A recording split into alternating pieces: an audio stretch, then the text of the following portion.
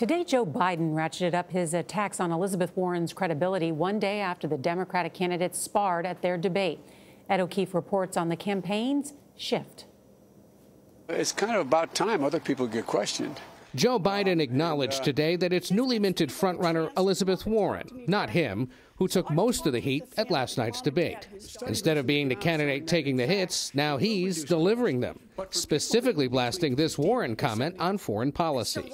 I think that we ought to get out of the Middle East. I hope she didn't mean in a literal sense, because if it would, it would be, I think, a disaster for American security. Warren later clarified she meant combat troops. Biden's on the offensive because he now trails Warren in early primary states and some national polls. His fundraising also lags other contenders, and he continues facing questions about his son's business dealings in Ukraine.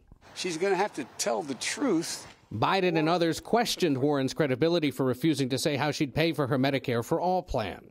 Your signature, Senator, is to have a plan for everything, except this.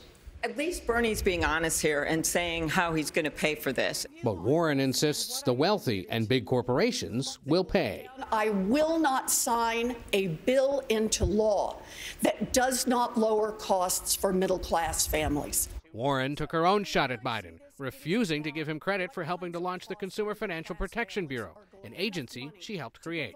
I went on the floor and got you votes. I got votes for that bill.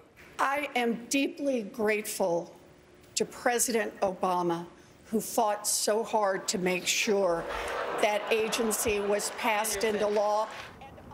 Ed joins us now from the campaign trail. So much heating up. What are we learning tonight about the state of the former vice president's campaign? Well, hello, Nora. Aides to the former vice president say we can expect him to more aggressively question Warren's candor if she, in their view, fails to answer specific questions about her health care plan. But as we mentioned, there are signs of trouble for him tonight. New fundraising reports show he's got just $9 million in his campaign bank account. He spent more money last quarter than he raised. Warren has more than $25 million in the bank. Nora? All right, just as they're getting ready for all these primary battles. Thank you, Ed.